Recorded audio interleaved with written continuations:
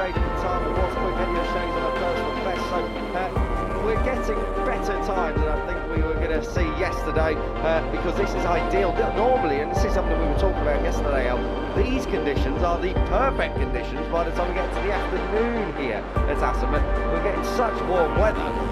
What would normally be quite normal at 26, 27 degrees, and even that is warm for here, is actually the best conditions of the day, but in the morning.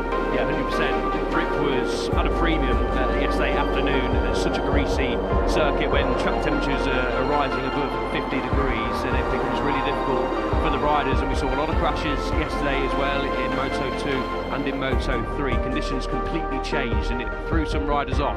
A lot of yellow flags as well, which meant some riders couldn't get lap times in at the end of the session. This is David Almanza leading around Marcus Uriarte. Marcus Uriarte yesterday finished inside that top 10, just behind teammate David Almanza. So the standing rider, of course, for David Munoz, really impressive yesterday. Almanza, we're not used to seeing him, to be honest, outside of that sort of top 3, top 5 realm on a Friday afternoon, but the main thing for Almanza was he was straight into Q2 as well. Yeah, Almanza really looking good. He's through into Q2 again. That's pretty normal for him. In the last 3 GPs really, and I include that pole position over in Mugello, he has looked very, very strong. In fact, in the last 2 GPs, he wasn't outside the top 4 at all. His worst session was actually the Grand Prix in FP2, when he finished 4th last time out in Brno. 8th yesterday, 2nd in the morning, but Almanza's going to be right there, we know that. Good to see him out on track, because he was having a bit of a problem parking his car this morning. He pulled in next to us and had a couple of bites at the parking cherry over there in the MotoGP staff parking. Good to see he managed to get it done, and he's got his leathers on. Not had a proper parking in the P1 in Di depan Pertama ada ini ya. David Almanza. He won't be too bothered about not getting the parking nailed in the car park on a Saturday morning if he's parking it in P1. First and foremost in Park Fermin on a Sunday, but of course that's 3 times he's done it on a Saturday as well.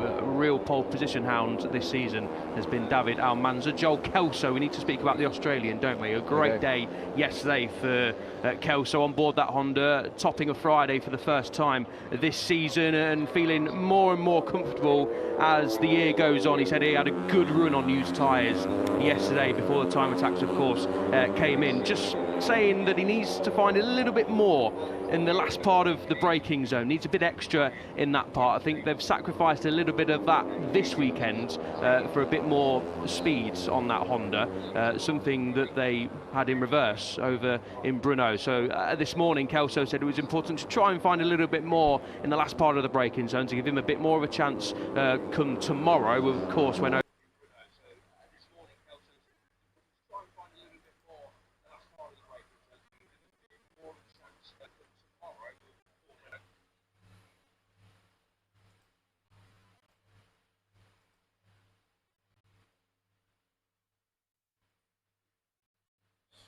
Ya, selamat bergabung yang baru bergabung.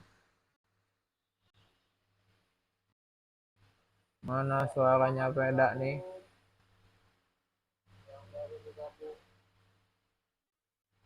Agak terlambat kita, guys.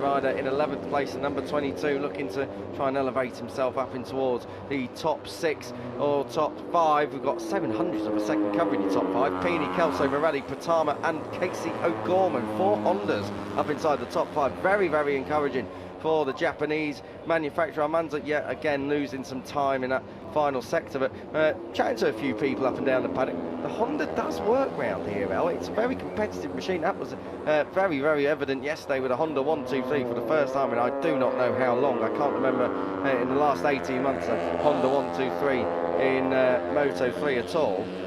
So good to see that the Honda this weekend seems to be one of the packages to be on. Yeah, it's not a bad bike, as we know. Obviously, Veda Pratama was in that podium fight last time out over in Brno, a completely different circuit to what we have here at the TT circuit Assen. just feels like wherever we go, the KTM is a bit easier to get to sort of in that operating window. It's a much more rounded package. Now, when you nail the Honda, as we've seen on a couple of occasions this year over the Circuit Americas, as we mentioned, Guido Pini won the race. It's not a bad motorcycle at all, and top three yesterday was a good job done from Kelso, Pini and Eddie O'Shea. Now, everyone else down to P13, Hakim Danish, was on the KTM. The only other Honda riders to get into that top 14 was Andrew and Fernandez in P14. But it's obviously, it's not a bad motorcycle, it's not a slow motorcycle, just the KTM team's a little bit easier for riders to hop on board straight away, get that base setting. It just seems a bit more of a natural fit to most circuits compared to the Honda. But as we saw yesterday, and as we're seeing again this morning, Guido Pini P1, Joe Kelso P2, Veda Pratama P4, Keisho Gorman P5, all split by less than a tenth of a second so far. The Honda is going to be a really competitive fight this weekend.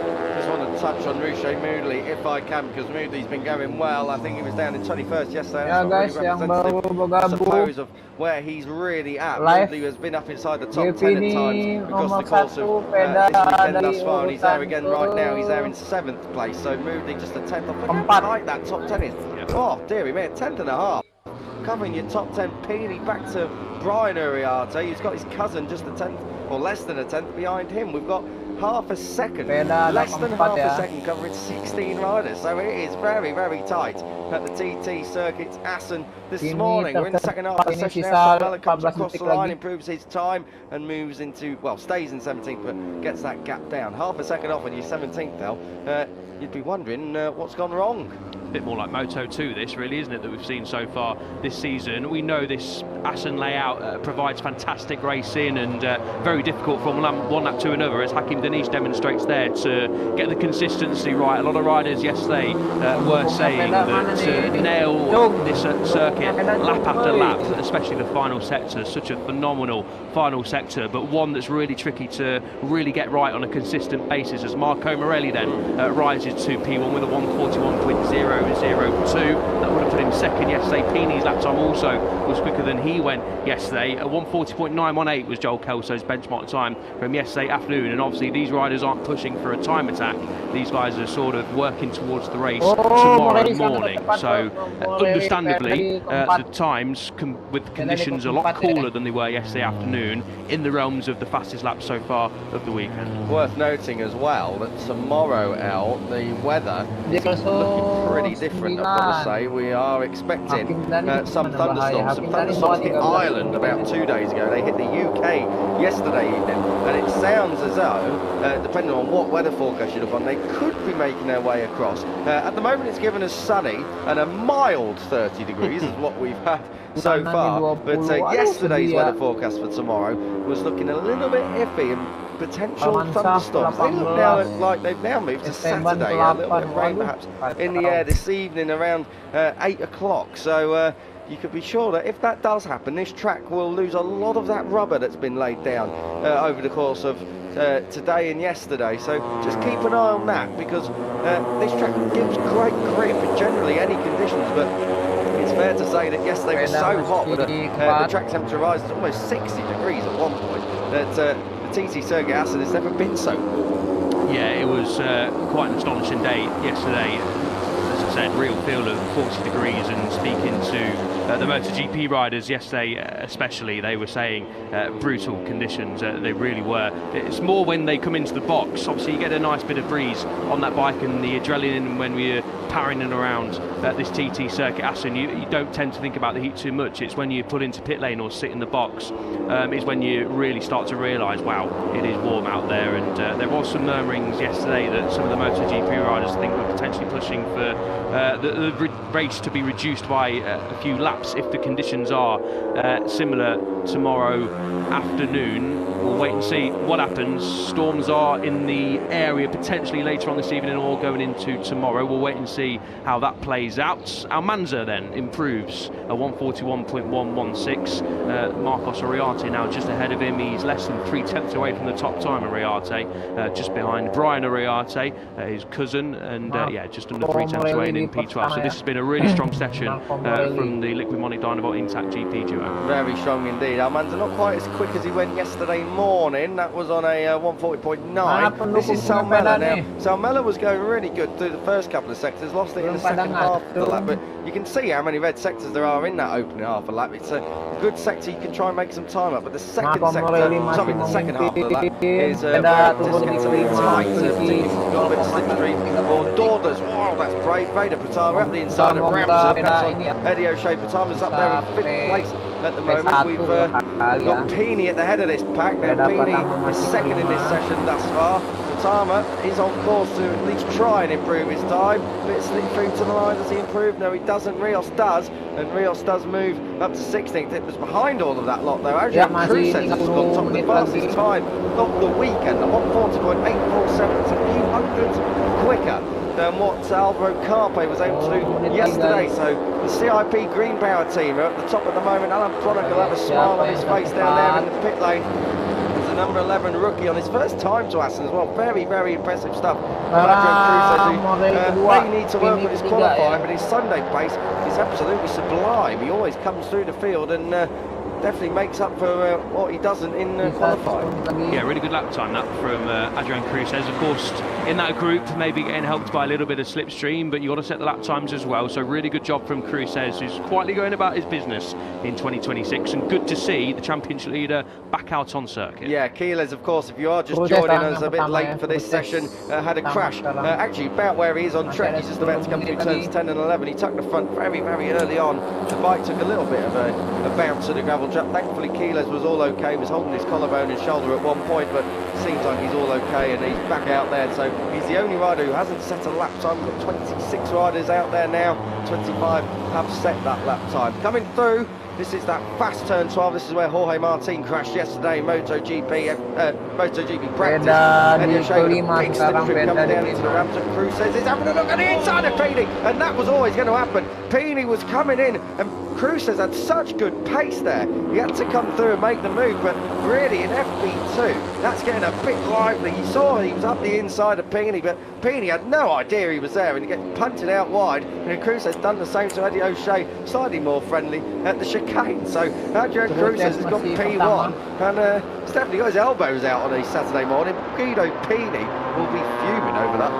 Yeah, not sure that was really worth it for Adrian Cruz. We're going to have a look at it here. Of course, through this section of the circuit, you come out of turns 11 and 12 and into 13 and 14. This is flicking it left before you get to Ramshoek from 15. Cruz comes from a long way back. I think that's a little bit too aggressive for my liking, and definitely for Guido Peony's liking in free practice too from the number 11. Of course, carrying the slipstream through there is obviously quite difficult to try and pick yourself up at one of the fastest corners on this circuit, a ferocious turn 15 here of Ramshoek, but a little bit too much, I'd say, for FP2. Yeah, and that incident is being investigated. The one thing Cruz does well is he's obviously committed, and it's hard to back out to that point of the track. So he went for it. If he'd stood the bike up, they both would have been going down in the gravel at Ramshoek, and that is very, very hard.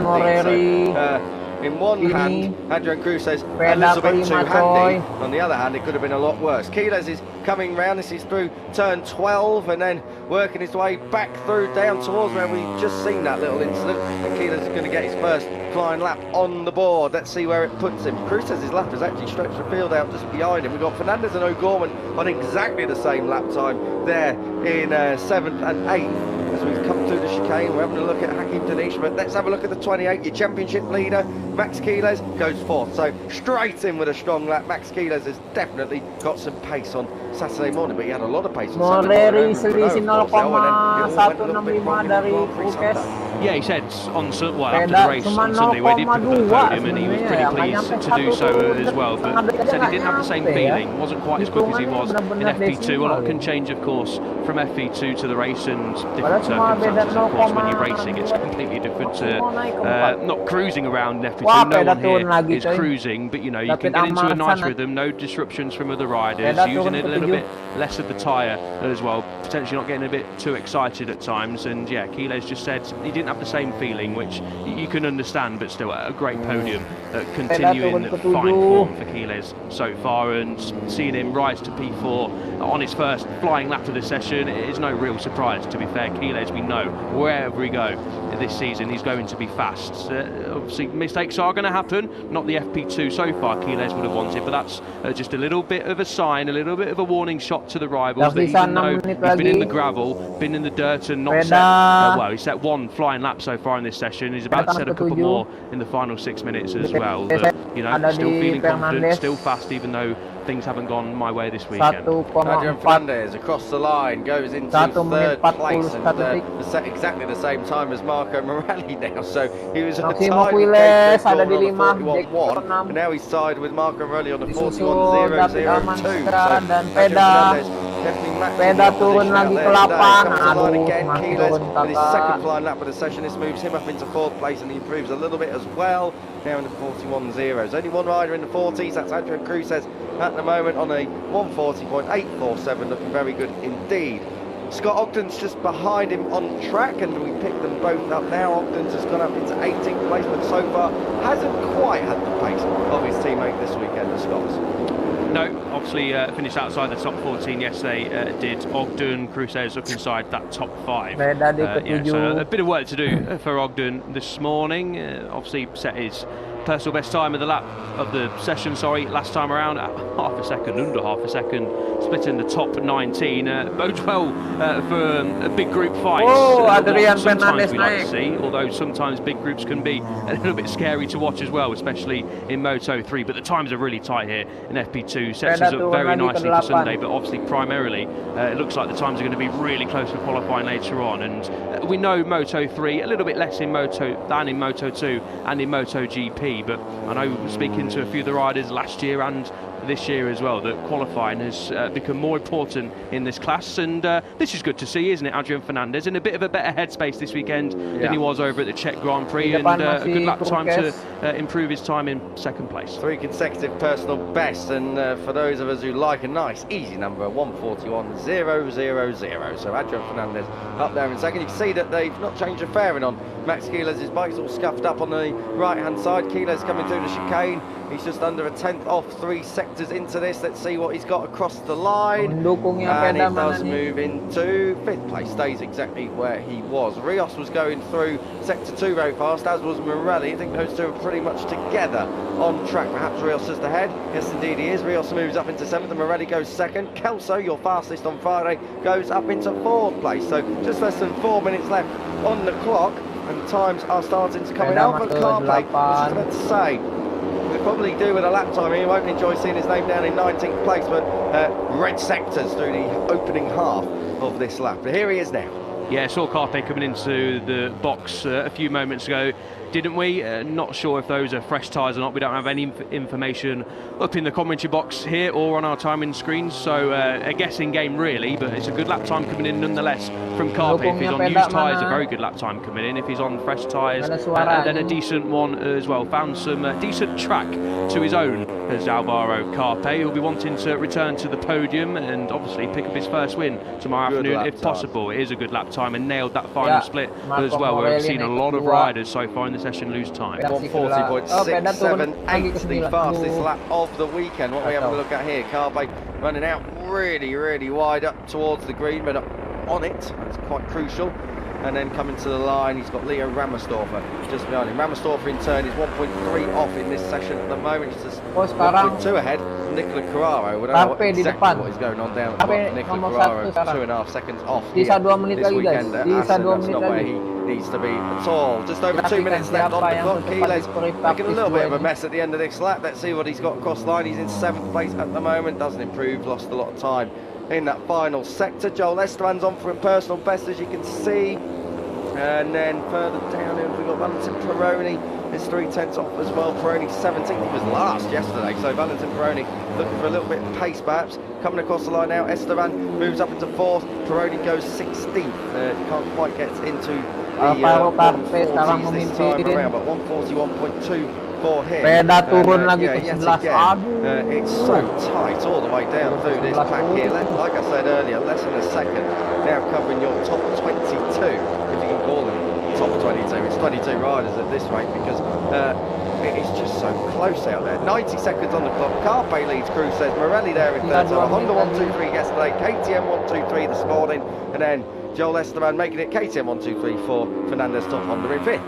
You mentioned him there, the 73 of Valentin Peroni, of course, picked up his debut podium here last year. Obviously finished bottom of the timesheets yesterday, disappointing day, but Peroni did say that he was feeling good on the bike, didn't have a bad feeling at all, and was quite confident of going into the top 14, but yellow flags, catching a couple of those at the end of the session cost him. Not getting a banker lap time in for Peroni in the mid to the start of the session, unfortunately saw the young Argentine finish bottom of the timesheet, so Peroni will be going through Q1 for the first time this season after finishing outside the top 14 on a Friday. So a bit of a new sort of Saturday experience in 2026 for Peroni, but he'll be one of the riders very confident of heading into the top 4 and making it into the Q2 pole position shootout later on. Quiles crosses the line, 30 seconds to go, so he's on his final flying lap. Doesn't improve that time around, but it's still consistent. Guido Pini had that on a hinge coming into the chicane that time around. Let's see what Pini can do. This will improve him and bump him up the order if he's held it, which he hasn't. In that final sector,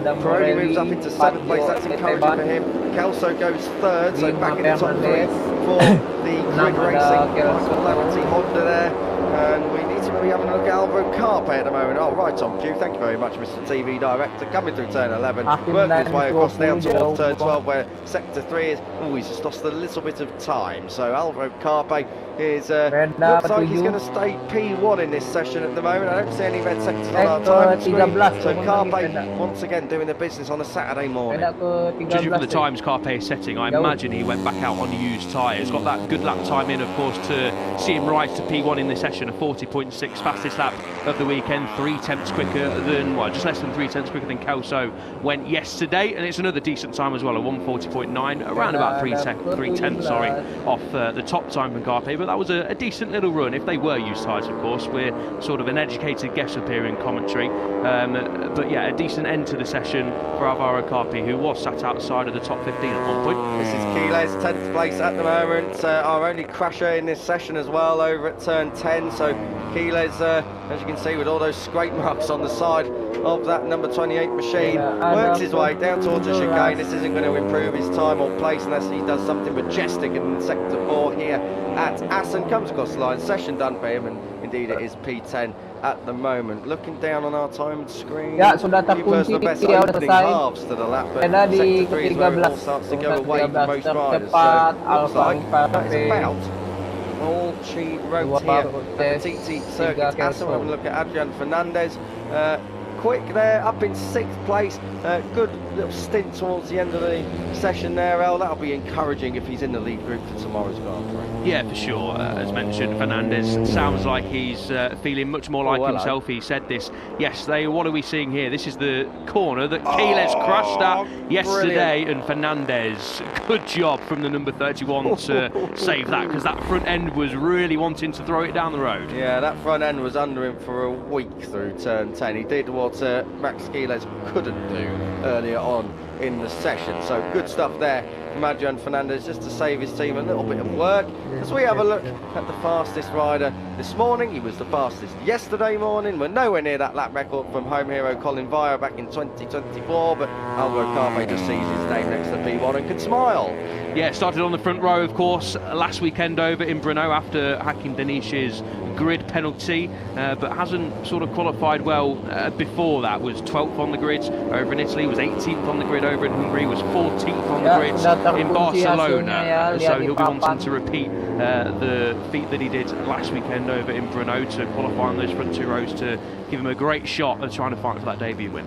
Adrian Cruz just leading him. Good session out for Cruz, up in 2nd place. His teammate Scott Ogden will be looking to see if he can move through later on. He's got a bit of work to do as the number 19, as we pick up Joel Kelso 3rd in that session now. Another great day at the office so far for the grid racing team, who, you know, topping the session yesterday, both bikes up inside the top 2. Both Eddie O'Shea and all of that. 21st with 7 tenths off.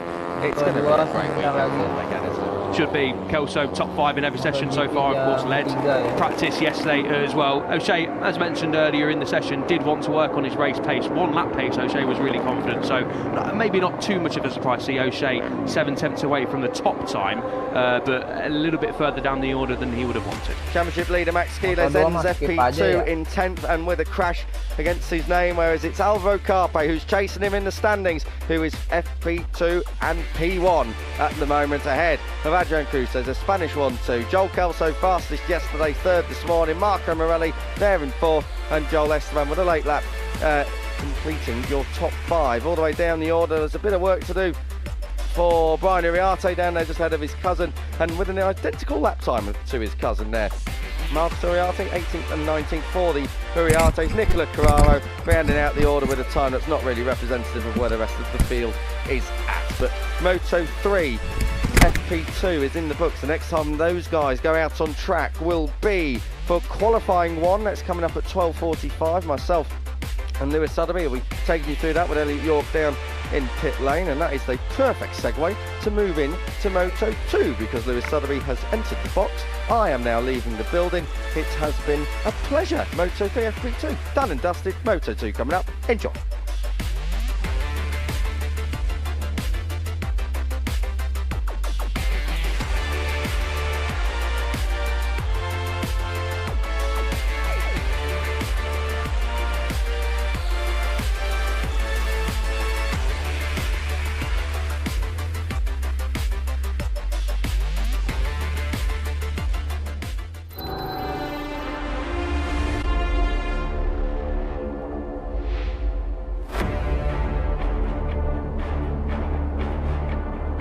And it is a very good morning to you once again from the Cathedral of Speed. A spectacular Super Saturday lies in store at the Grand Prix of the Netherlands, more commonly known to, I'm sure, many of you at home as the Dutch TT. Spectacular skies, a spectacular setting for a Grand Prix venue that, save for our 2020 COVID-interrupted season, has been an ever-present on the Grand Prix calendar. Just feels right, doesn't it, on the final weekend of June. Of course, Super Saturday used to be race day here up until 10 years ago, when our first Sunday Grand Prix at the Cathedral went the way of Jack Miller. An extraordinary rain-affected victory for the Aussie. We're not expecting that sort of weather to hit us, though, certainly in the upcoming sessions, with barely a cloud above our heads. Scorching conditions once again, as we touched upon yesterday. It feels more like Buriram or Mandalika or Sepang in Malaysia than the Netherlands. Very un-Assen-like conditions. Not that we're complaining that much, because usually we're packing the raincoats, we're taking the umbrellas. They are almost essential Assen wear. But this weekend, the umbrellas only shielding you from the sun, and as few layers as you can get away with, really, to keep you as cool as possible. They really have done so much here at the TT Circuit Assen to make sure that the fans here are as protected as possible from these extreme conditions, with this Central European summer heat wave taking place. And the temperatures on track sure to be hot as well. Yeah, they're doing all sorts for the fans, with free sunscreen, free water cannons cooling the fans as well. I think we could do some of it here in the commentary box, as Lewis Sotheby and Elliot York welcome you to Moto2 Free Practice 2 coverage. The colour very much orange L in this Moto2 class. Colin Veijer and Zonta van den Gorberg will be flying the flag. They have one rider in Q2 and one currently in Q1. Good morning. Good morning, mate. Hello to everyone just tuning in for Moto2 Free Practice 2 here on Saturday. Yeah, Zonta van den Gorberg, I think, quite frustrated at the end of the session, and understandably so. One to be 4.5 tenths away from the fastest time set by David Alonso, who is on your screens now, and to be outside of the top 14 super tight yesterday. I mean, it always is in Moto2, but especially yesterday around the TT circuit. Assen, unfortunately for Zonta van den Gorberg, just missing out by half a tenth, basically, to Joe Roberts, who was P14. But a good day yesterday for Colin Veijer. He was inside that top 14, and so coming into to the weekend, he feels very confident. Was a good day yesterday, very satisfied with the work done. FP1 wasn't easy, but improved as the day went on. Got a good lap time in when he went for a time attack, and overall the 95 feeling strong and yeah, ready to try and attack the front two rows later on this afternoon. A second covered the top 21 yesterday. I say top 21, that's basically 80% of the field in this Moto2 class. So close it is. Here is Zonta van den Goorburg then. We'll certainly fancy his chances of coming through qualifying 2 later on. It has been in Q2 now at the last 3 Grand Prix, automatic Q2 in the last couple. And he's certainly getting into the home GP spirit with the special one-off helmet design for this weekend. Of course, it's a Dutch-run team, as you can see with the colours, the Mamoven title sponsorship and the Orange Army, which is usually a nickname saved for their football support. You have certainly had plenty to support so far in the FIFA World Cup out in the United States, Mexico and Canada. Can they also have something to celebrate on the racetrack of their home, the Cathedral Speed at Assen? Here's the World Championship leader. Well, there was Manu Gonzalez, second quickest yesterday. And the deeper, certainly I looked into the lap-by-lap analysis, I think the better it did ultimately look for the points leader yesterday. Yeah, was very confident yesterday, wasn't he? Manu Gonzalez said after there was a lot of crashes, a lot of riders obviously hit yellow flags towards the end of the session. Gonzalez managed to get a lap time in, a 1:36.163 to place him 9 thousandths away from David Alonso. But it was a good day yesterday for Gonzalez on a circuit which he described as one that he's never really been too comfortable at. Was on the podium here last year, of course, but didn't have anything to go with the top 2 from last year, Diogo Moreira and Aaron Canet. So Gonzalez realising yesterday that the conditions were very, very tough, completely changed from the morning to the afternoon, and referenced his experience on the Pirelli tyres. He said he knows, feeling on that front end especially, when the conditions are like that, he knows exactly where the limit is, and said a lot of riders yesterday crashed because of that, and he did say it was very, very easy to do so as well in those tough conditions. But Gonzalez, as we've seen so far this season, as we heard a lot last year on a Friday, just hitting it a weekend, hitting the ground running, just sounding like a very confident World Championship leader, and a really good day for Gonzalez yesterday, as mentioned, on a track that doesn't necessarily sit at the top of his favourites. Senna Regis, I think, will have this circuit quite high up his list of favourites based on the evidence of yesterday. 4th quickest overall. And certainly from what we saw in free practice 1, it looked as if Gonzalez and Aegis had a clear step on the rest. The pack very much closed up together when we got into practice in what were very challenging conditions yesterday. Of course, the heat is presenting its own physical challenge for the riders around the circuit, but grip levels were rather low as the temperatures skyrocketed in practice yesterday afternoon. We had 9 crashes in total yesterday in practice. Admittedly, 5 of those were responsible for, or 2 riders responsible for them. 3 for Yumi Sasaki, 2 for Alberto Ferrandez, but ultimately we had 9 crashes, and perhaps the key crash among those is a rider who we saw on screen about a moment ago, already sat on board his Speed RS Boscoscuro, ready to go. Certainly in terms of the World Championship situation, it's Celestino Vietti, who is the standout name going through qualifying 1. It was a poor day all told for the Speed RS team. Here's his teammate Luca Lanetta, who also went down. He crashed at turn 7. Nightmare day for Speed RS. A double whammy really for Celestino Vietti. He's in qualifying 1 and missed out on some crucial track time. Yeah, exactly that. A massive crash on the exit of turn 5 of De Strubben, and he wasn't able to get out for the rest of the session. Thankfully, Vietti is all okay. No big serious injuries, which could have easily been picked up in the big high side yesterday, but the bike was absolutely destroyed, and no surprise really to see Vietti not able to get back out for the rest of the session. So a huge FP2 coming up for Vietti. It's now 2 Q1s in the last 3 for Celestino Vietti, and even if you get in through Q1 into Q2, that sort of form, when you've got the likes of Manu Gonzalez consistently inside that top 3 on a Friday and looking really strong and sounding very confident, then the Italian needs to just sort it out on a Friday and sort qualifying out as well. If he can have a good session this morning and qualify at least on the front 3 rows, but ideally on the top 2 rows for Vietti, that's going to be crucial going into tomorrow, depending of course what happens with Gonzalez at the front. But Vietti needs to, I think, concentrate on himself first and foremost. Not been an ideal few Grand Prix. Had a great comeback, of course, over at Mugello, but a P7 in Hungary, P9 last time out in the Czech Republic. Just needs to get the momentum back on his side, get the ball rolling again in terms of picking up some strong championship points. Here's Aaron Canet then, inside the Mark VDS box. Yeah, the Boscoscuro story is an interesting one. Ethan Guevara said after practice yesterday that he doesn't, or he said pre-weekend he wasn't expecting big things from the Boscoscuro around here. But Aaron Canet through into qualifying 2. We have seen him in Q2 on 6 previous occasions this season.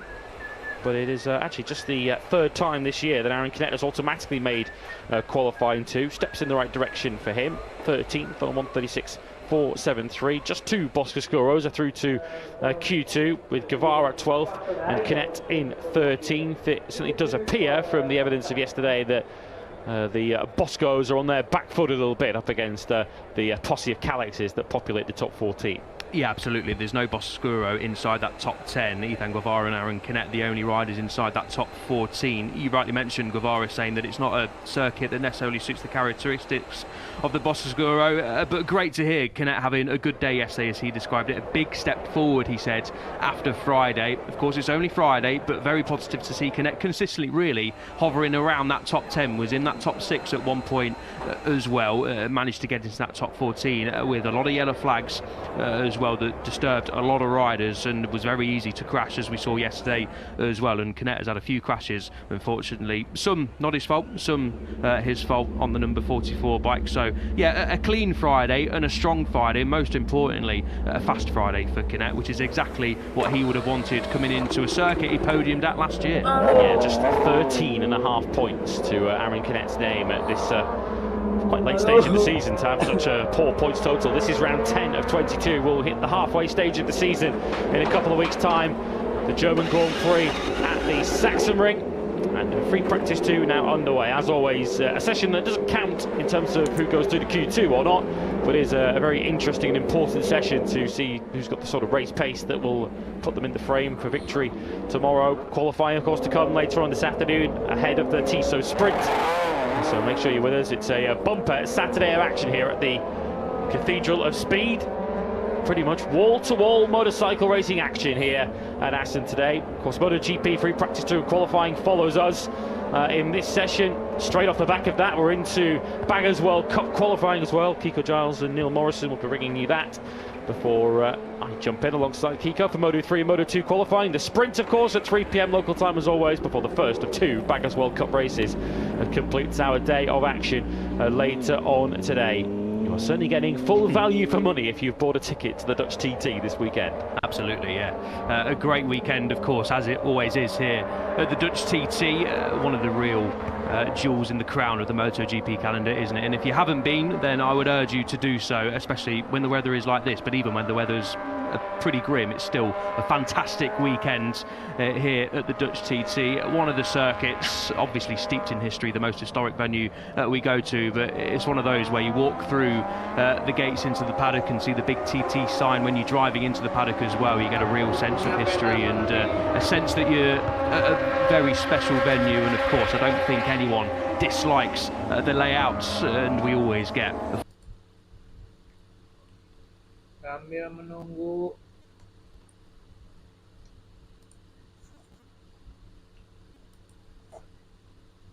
ini kita main game ya, sambil menunggu guys.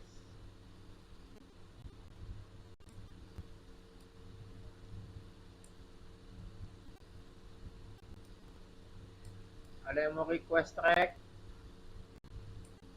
sambil menunggu nanti sore?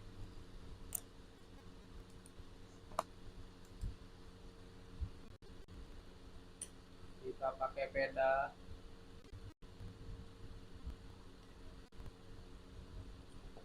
Langsung aja gaskan.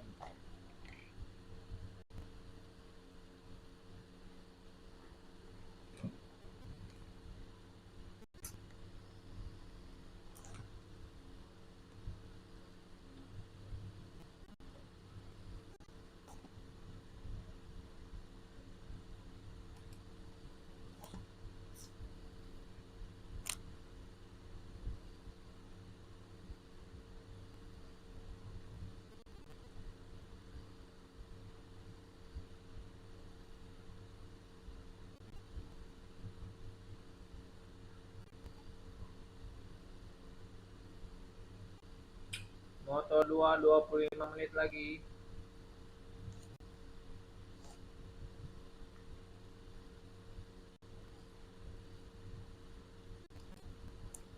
Kita live Moto2 aja ya nanti ya, iseng-iseng ya.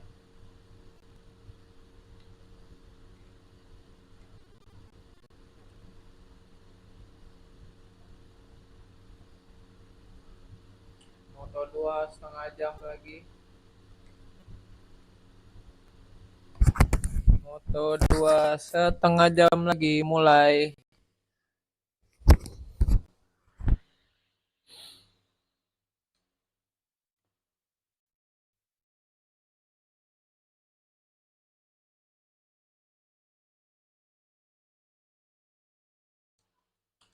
Kita pakai Moto2 coy.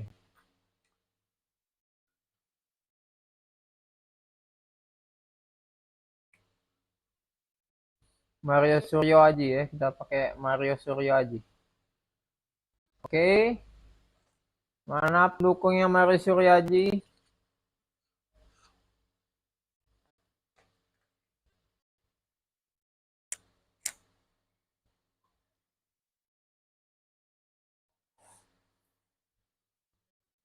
New game. Ridernya kita ganti ke Moto2. Tuh kita lihat siapa sih? Ivan Ortola ya. Ivan Ortola. Cuma tetap kita Mario Suryo Aji aja ya.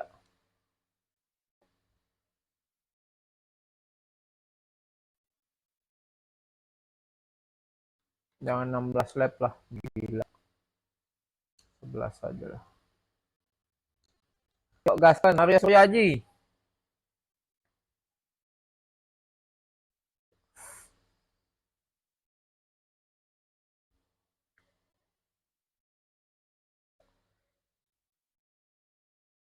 Sini ada yang tahu Suryo Aji nggak?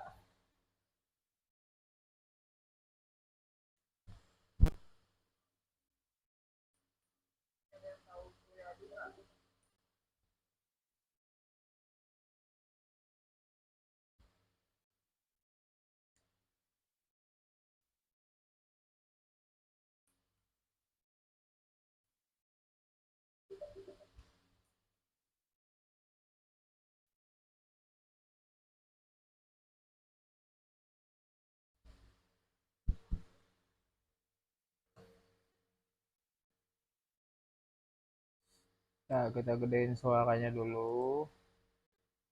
MotoGP tak ada suaranya.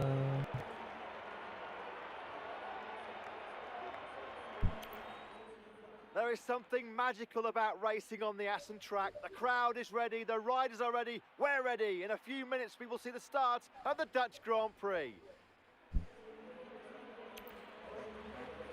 Ya, Mario Suryo Aji siap-siap bertempur.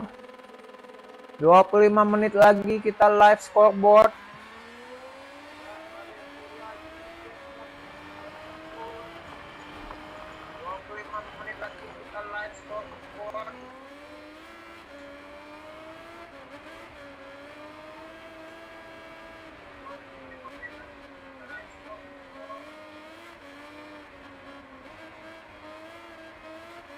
Ya, Mario Suryo Aji posisi keempat. Waduh, melebar. Ayo Suryo Mario Aji Moto2.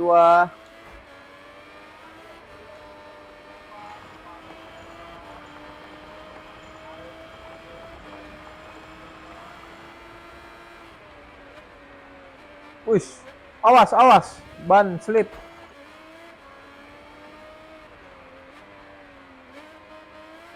Sambil menunggu balapan mulai 25 menit lagi kita main dulu ya.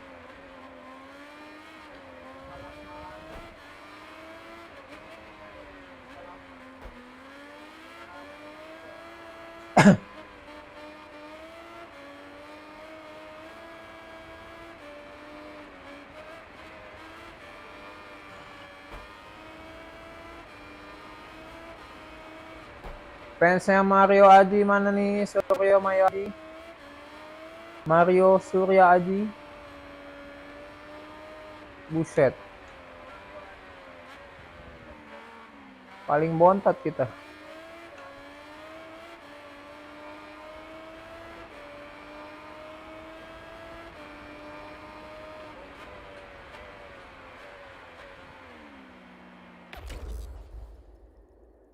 Jangan lewat situ, Bambang.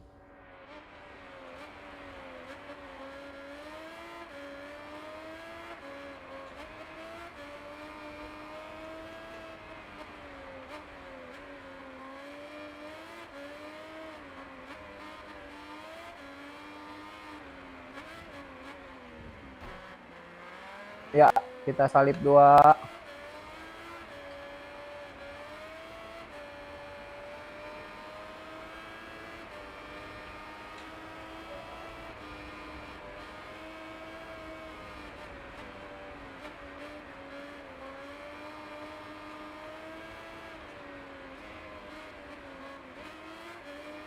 Kita harus meniru strateginya Veda ya, tikungan dalam ya. Nggak tahu nih style ridingnya Mario Aji ini kayak gimana ya.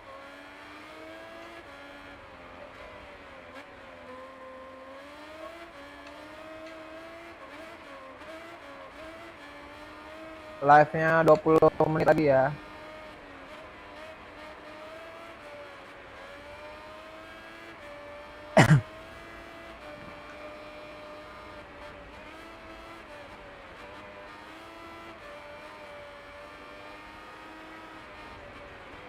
Veda tadi ke 13 ya, posisi 13 ya.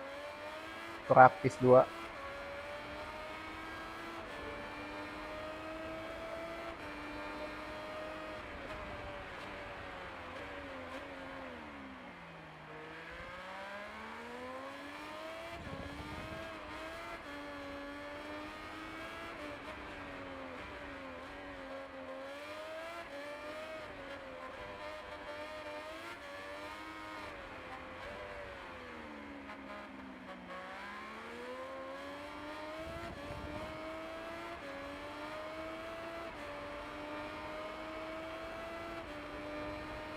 Suryo Mario Aji paling belakang, tidak masalah.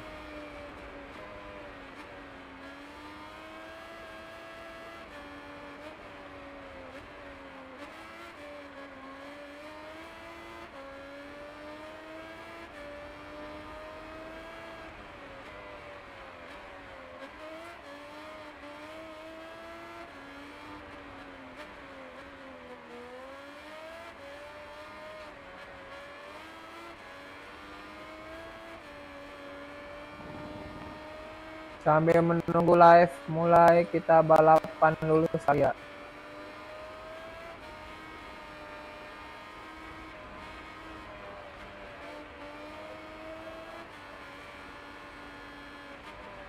Moto2 di Belanda.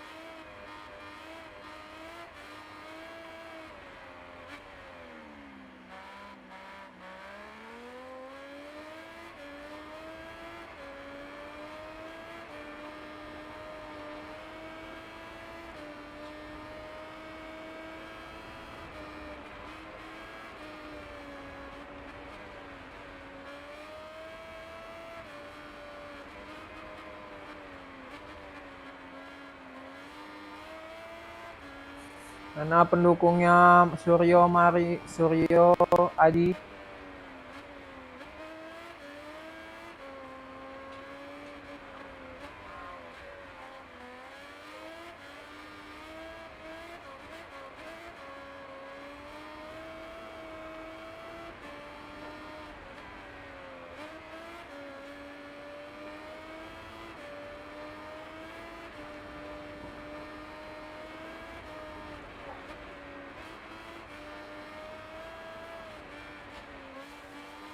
Wait, kelar Aji.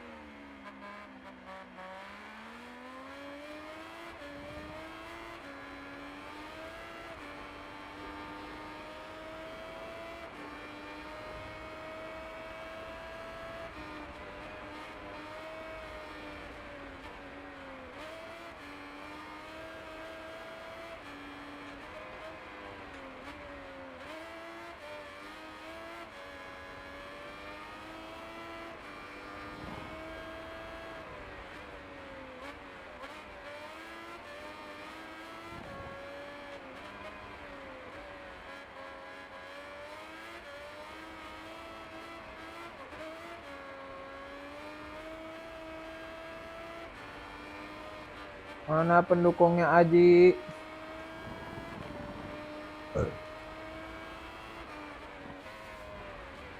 Wow, melebar jatuh.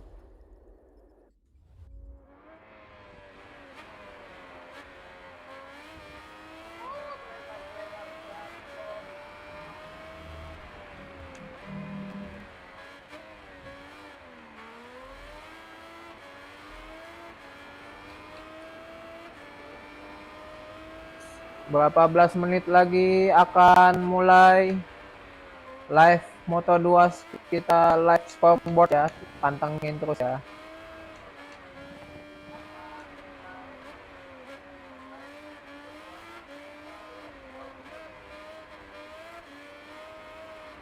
Sambil nunggu balapan live, kita balapan dulu guys. Maksudnya sambil nunggu Moto2 belum mulai.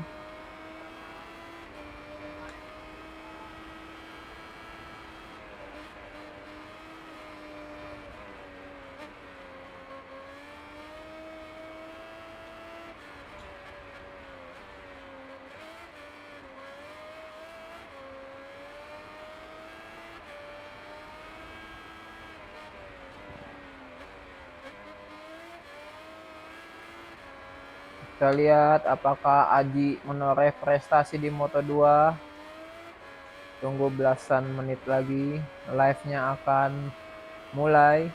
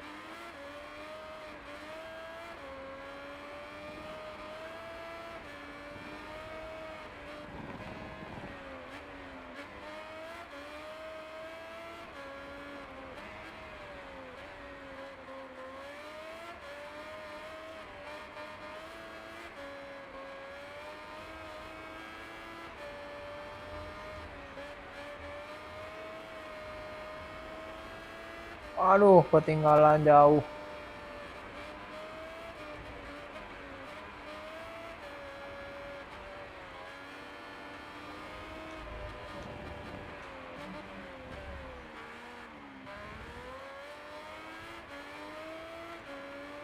Mario Aji salah makan.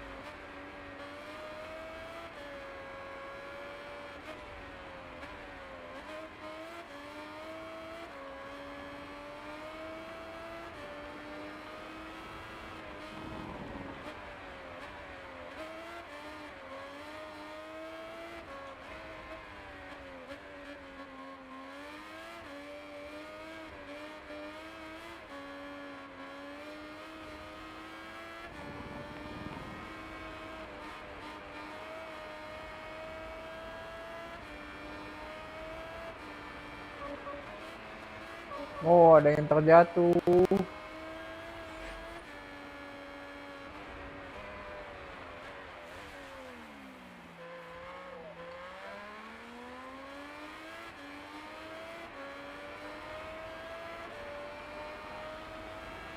Nanti bentar lagi mulai yang Moto2 ya.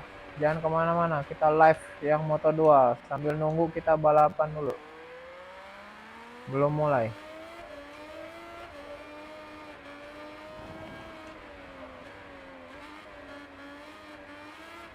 Bentar lagi mulai praktis Moto2 langsung dari Belanda.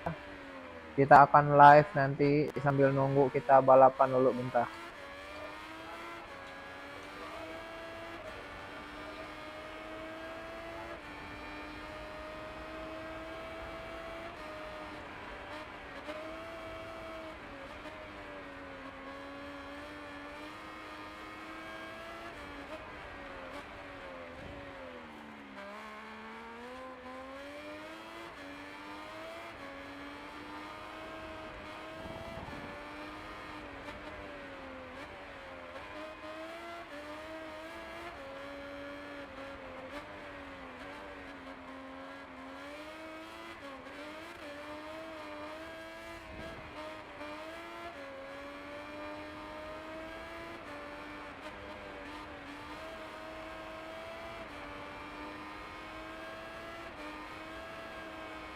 Dua lap lagi, kita pantengin live Moto2.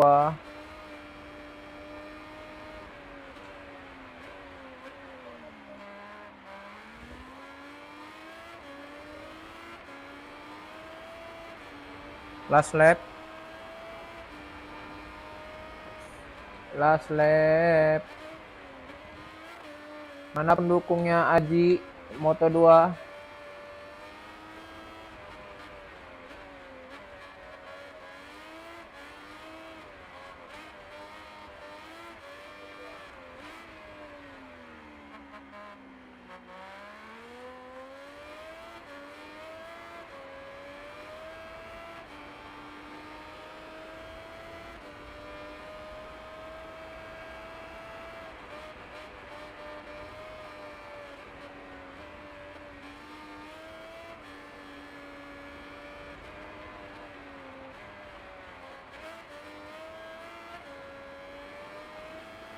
Pendukungnya Aji mana Moto2? Aji emang kurang terkenal ya, nggak kayak Veda.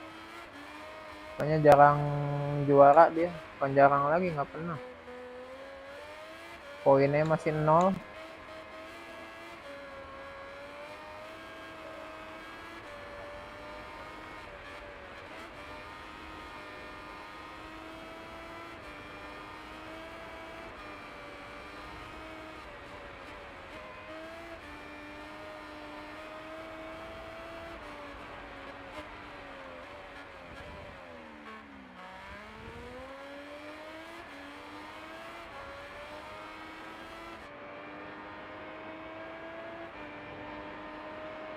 While we wait for the director to take us to the Parc Fermé to meet today's stars.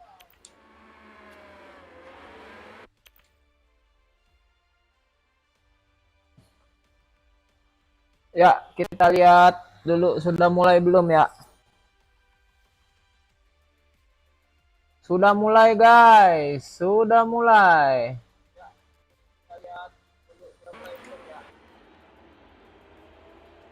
Moto2 sudah mulai.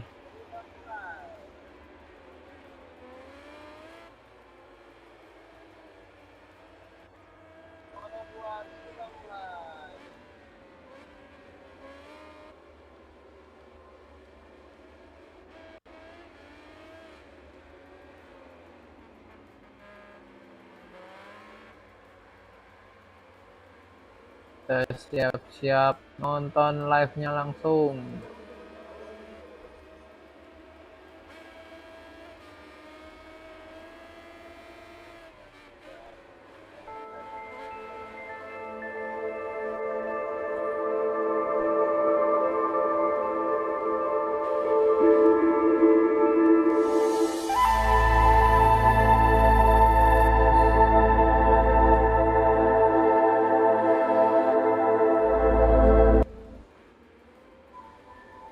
Bentar, iklan. Ada iklan.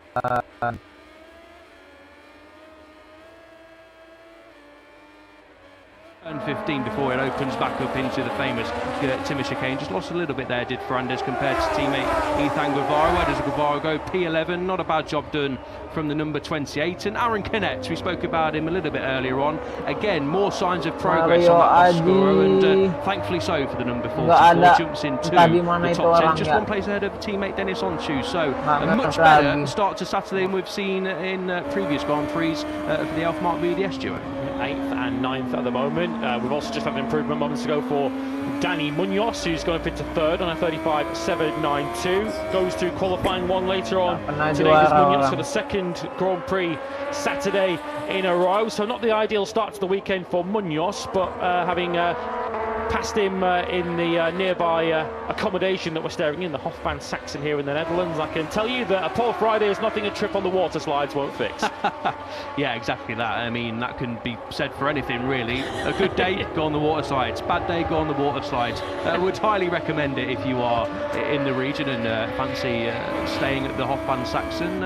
Yeah, I would highly recommend it. I've also seen Jose Antonio Rueda on there, Max Quiles and Danny Holgado were having races down there. Can confirm myself and Kiko Charles were quicker down the water slides than Max Quiles and Danny Holgado, so we've got at least one upper hand on them. And the upper hand in this session, at the end of it, looks like it's going to be Senna Regis. But for how long? Because Manu Gonzalez is responding, but loses time in that final split. A great lap time then for Aegis. We saw Alonso serve up a bit of a warning sign a few laps ago, but that's a real warning shot from both of the teammates down there in the Intact GP box. Aegis just a little bit ahead as things stand of Gonzalez. We've all had your fun, they've said. Now it's time for the Intact pair to really show what they're all about as we ride on board with Senna Aegis 135.213. So we're now within half a second of the lap record held by the reigning champion Diogo Moreira. Gonzalez, as you can see now, bottom of your screens, is continuing to improve. A lot of traffic in the way here of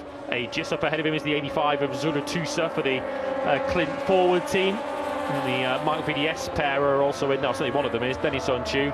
And the Speed RS duo of Vietti and Lanetta are also in that pack. Lanetta has jumped out of the way so as not to impede those behind him. As we now ride on board with Aegis, who's got a face full of forward now as he's right up behind Zuratusa, and now moves past him as they navigate their way through this slalom-esque section of this final sector. We're now through the fearsome Ramschuk corner, turn 15, taken at around 175 kilometers an hour in 4th gear on a Moto2 bike, and the iconic Geert Timmer chicane, which we hope the Moto2 battle will be decided at tomorrow afternoon at the end of this 22-lap Moto2 Grand Prix of the Netherlands. Aegis improves still further his advantage over Gonzalez. Momentarily he's at 10.5. Gonzalez is about to cut that gap, or is he? No, he doesn't. Can't match Aegis in that final sector. It's advantage Australia. Certainly is. The Aussie looking really good here. Said yesterday that he felt comfortable all day long, and clearly that's carried over into Saturday as well. Knet in the background just gets Ramschuk a little bit wrong, which ruins his lap time. This is Danny Munoz in P5 as things stand. I don't think an improvement's going to come this time around. No, loses plenty of time in that final split, but Aegis nailed that final split, even having to negotiate past Jabi Zuratusa. And straight line speed is where Aegis has struggled so far in 2026, and obviously you cutting it through corners, fast kinks through turn 12, 13, 14, and then flicking it left into Ramschuk 15. You still need a decent bit of top end through that part of the circuit, and Aegis, despite having to get past a slower rider in front of him, nailed that final split. But this is a real good pace shown by the championship leader on your screens now, and the rider who sits about 2 meters away from him in the box in the Intact GP garage. So a little battle, as we've mentioned, away from the circuit, potentially brewing between these two, and certainly so far this weekend, the top two going into qualifying, especially in this session anyway, and the pace we're seeing at the end of it is between the 18 and the 81. Yeah, Aegis had the edge on Gonzalez in the final sector yesterday. The strongest parts of the lap for the Aussie were sectors 1 and 2. But he's been fast everywhere so far in this FP2 session to set a lap time of a 35.1. Gonzalez cracked the code this time around and get ahead of his teammate for some pre-qualifying bragging rights. The answer, once again, due to that final sector, is no. It looks like Agius will top this FP2 session, and a bit of late irritation for the World Championship leader. Yeah, not happy with something. Maybe in that final split just couldn't quite nail it. Who is happy is Jürgen Ling there, team boss down there in the Intact GP squad. This is Danny Munoz looking like he could improve behind teammate Adrian Huertas, and one of the home heroes this weekend, Colin Via, doesn't though lose his time in that final split. Via, a good session to be inside that top 6. Zonta van den Gorberg will be wanting more from P23, but a very interesting end to FP2. It looks like the two Liquid Moly Dynavol Intact GP riders have stolen a bit of a march, but Alonso not too far away in P3, but certainly the number 81 of Senna Agius, a 10th.5 clear of everyone. That's a big margin. A 10th.5 yesterday split the top 6. So that to split the top 2 is a bit of a warning sign for the rest. Yeah, a couple of riders who perhaps didn't show their hand late on, didn't appear to go to new tyres, were Holgado and Ortola. Holgado 8th in the end on a 35.8. Ortola, who was only 3/10 behind him, was some 11 places behind him, down in 19th place on a 136.1. Vietti was just 1 place higher than that. Of course, the Italian 3rd in the World Championship, 18th on a 136.1, although he's a session behind, as mentioned, after his fall at the start of practice yesterday. So Vietti will have other priorities at this stage of the weekend. Q1 to come later on this afternoon, following our Moto3 qualifying battle. And David Alonso, is he the likeliest threat to an intact 1-2 in qualifying later on? We shall see. The 80, who was fastest in practice yesterday afternoon, 3rd quickest this morning in what I was going to say are cooler conditions. It's all relative. It is much cooler than it was yesterday afternoon, but it's still a very toasty 27 degrees for a couple of minutes shy of 10 a.m. Here at the Cathedral of Speed. Not the kind of conditions we are used to at this particular stop on the calendar. As mentioned, this is around 10. And we'll meet the halfway point of the season by the time we're done at the Sachsenring in a couple of weeks' time. The home fans will be buoyed by the performance of Colin Via as he takes 6th place in this morning's session, but it is Intact to head into qualifying very much on top. Senna Agius quickest with the fastest lap time of the weekend, a 135.1, edges out his teammate Manu Gonzalez. Alonso 3rd. Standout performance from Alberto Ferrandez, top Boscoscuro 4th, ahead of Munoz, Via, Salach, Holgado, Canet and Arbolino. That was your top 10. Untu next up ahead of Escrich, Huertas, Guevara and Roberts. Jose Antonio Rueda was 16th place last year's Moto3 winner. Garcia, Vietti, Ortola and Forasato, of course, completing your top 20. Forasato through to Q2 already. Piqueras 21st, head of Zurutuza, Van den Gorberg and Sasaki. Navarro, Pavelec, Planeta and Ralston completing your 28 rider field with just a 2.5 covering the lot of them.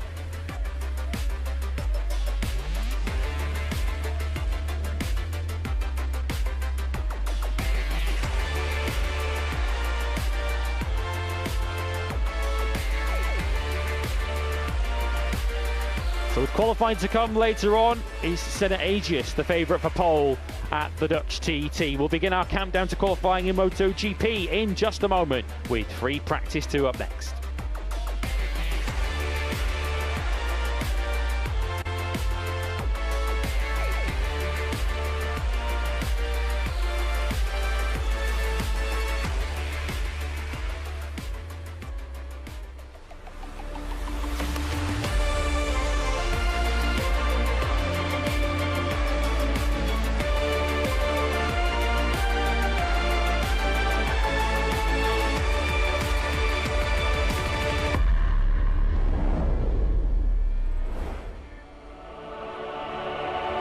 Two hours from the tourist hotspot of Amsterdam, in the flat landscape of northeast Netherlands, lies the world-famous TT Circuit Assen. Racing has taken place in this motorsport mad part of Europe for over 100 years, and it's Sprint Saturday 10 near downtown Assen that this weekend has been turned into a MotoGP festival. FP2 and qualifying next live. It's time for MotoGP.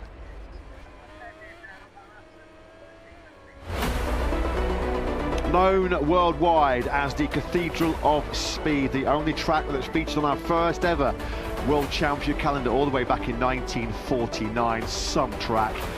some iconic venue, isn't it? The TT Circuit Assen, 4.54 kilometres, 2.822 miles, 18 corners, 12 of them right, 6 of them left. What a challenge this circuit poses. It's very tight in places, pretty narrow, but it was super fast in sections as well, including that magnificent sweep through the final sector, starting at turn 12, finishing at the timber chicane 16, 17 and 18.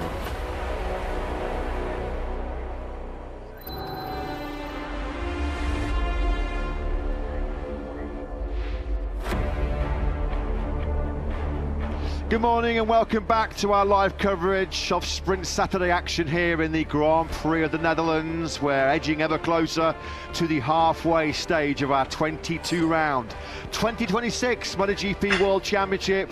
And just like we had here yesterday in the northeast Netherlands, blazing sunshine, scorching hot temperatures. Former world champion Jorge Martin saying yesterday it was like being in a volcano. His experience of day one here in Assen. Felt like it was easy to ride in the tropical climates of Buriram and Sepang yesterday, as ambient temperatures were not far shy of 40 degrees on one of the hottest days we've ever had at this magnificent Assen circuit. The Aprilias, well, they were in red hot form as world championship leader Marco Bezzecchi led the way, bouncing back after his super difficult weekend in Brno last time out. Bezzecchi leading 3 Aprilias inside the top 4 positions at the end of practice Friday. Ralph Fernandez was his closest challenger. Pedro Acosta on the factory KTM, the only rider that wasn't on Aprilia inside the top 4. Pecco Bagnaia going for a 4th Assen win in the main Grand Prix here tomorrow, was 5th quickest. There was late drama in that practice session yesterday for the double world champion, who just about got himself through with a brilliant last lap of 1:31.384.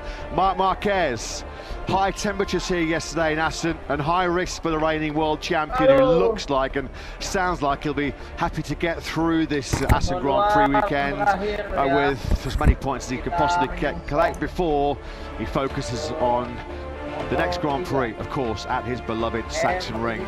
Lots to talk through this morning, lots to cover off on what was a bruising Friday for Gresini, Ducati, and unfortunately Fermin Aldeguer has had to withdraw from the remainder of this Grand Prix. He had a heavy crash at turn 11 yesterday. Confirmation coming from the Gresini team this morning, the 21-year-old Spaniard is out with a fractured T7 vertebra, the exact same injury which his teammate Alex Marquez suffered recently in his horrible crash with Pedro Acosta at the Catalan Grand Prix.